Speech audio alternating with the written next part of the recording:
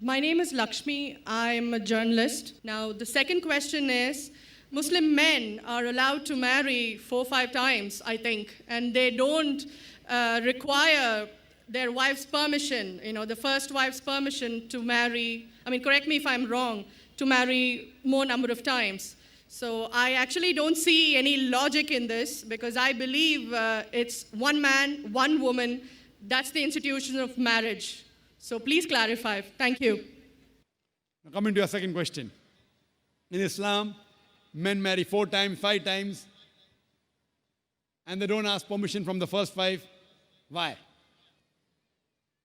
As far as polygyny is concerned, a man having more than one wife, Islam is the only religion, and Quran is the only religious scripture on the face of the earth which says marry only one.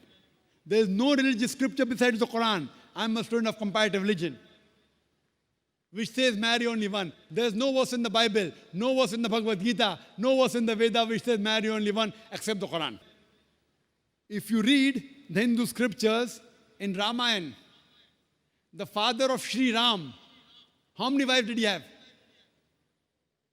How many wives?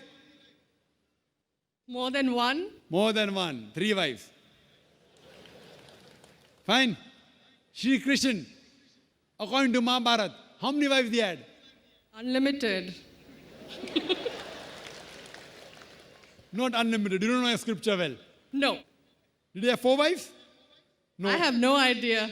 Not 4, not 100, not 1,000, 16,108 wives. How many wives he had? 16,108. So why can't we Muslims have 4? What's the problem? When Shri Krishna can have 16,108 wives, why can't we have 4?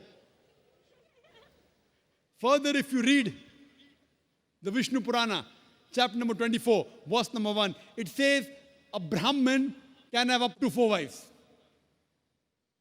If you read the Jewish scriptures, it gives you permission to have as many wives as you wish. If you read the Christian Bible, it gives you permission to have as many wives as you wish. If you read the Bible, Abraham had 3 wives. Solomon, how many wives he had? He had 700 wives.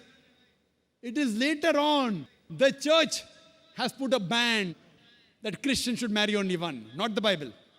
It is the Jewish community married more than one wife. It was in 1950 that chief rabbi passed a synod that Jews should marry only one. So it is the rabbi, not the Jewish scriptures. And according to Hindu scriptures, you can marry as many as you wish. It is the Indian government in 1954 passed a law called the Hindu Special Marriage Act. Hindu Special Marriage Act, which says Hindus should marry only one. It is not the religious scripture. It is not Bhagavad Gita. It is not Ramayana. It is not Mahabharata. It is not Veda. It is the Indian Penal Code. The Indian government, which has passed a law in 1954 that Hindus should marry only one. But according to the statistics of the status of the women in Islam, if you read the government documents on page number 66, 67, it says that Muslims do polygamous marriages. You know what is the percentage in India? 4.3%. How much? In India, 4.3% of the Muslim men do polygamous marriages. A statistic between 1951 to 1961. Hindus, how many? 5.06. 0.7% more than the Muslims in India, according to the Indian government. Even though it is prohibited according to the Indian law, yet they do more polygamous marriages than the Muslims. Why? Now, let's analyze what does the Quran say. Quran says in Surah Nisa, chapter 4, verse number 3, marry women of your choice in 2s, 3s or 4s. But if you can't do justice, marry only one. This statement, marry only one, is only given in the Quran and no other religious scripture. It says, marry women of your choice in 2s, 3s or 4s. But if you can't do justice, marry only one. So if you want to marry more than one woman, one of the criteria of the Quran is you should do justice. If you can't do justice, you should marry only one. Now, what are the reasons, logical reasons a person can think that why has Islam permitted certain men to have more than one wife. Many non-Muslims think it is fard. It is compulsory for a Muslim man to have more than one woman, to have more than one wife. It's not compulsory, it's optional. It's not fard. It's not compulsory. How many Muslim men do you know who have more than one wife? How many do you know, sister? How many do you know? A few. How many?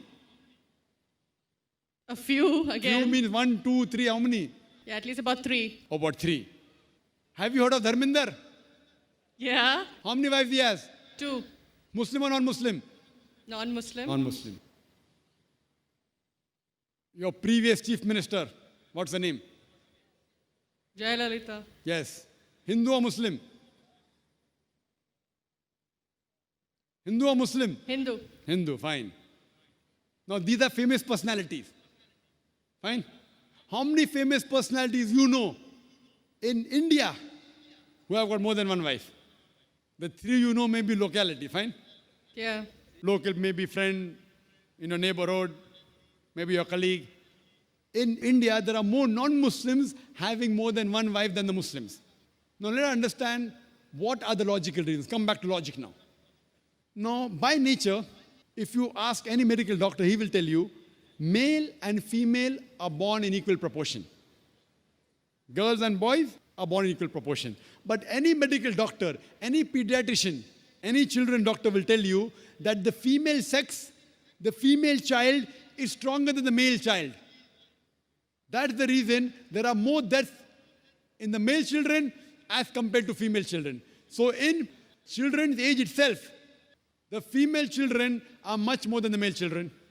As life goes on, there are people dying due to accidents, due to alcoholism, due to war. There are more males dying as compared to females. Today, if you analyze in the world, there are more females in the world as compared to males.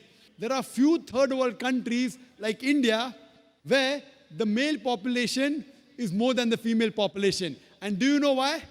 The reason is because of female feticide and female infanticide. According to an article, a program which came on BBC by the name Let Her Die, the program was assignment. There was a British reporter by the name of Emily Buchanan. She comes to India and she says that every year in India, more than 1 million fetuses are being aborted after they identified that they are females. She says more than 3,000 every day. You multiply, more than 1 million every year. According to the Tamil Nadu government hospital report, she gives the statistics, out of 10 female born alive, do you know how many are put to death? 4. Sister, did you know that? Tamil Nadu, your state, your beloved state, according to the government statistics, out of 10 females born alive in the government hospital, 4 are put to death.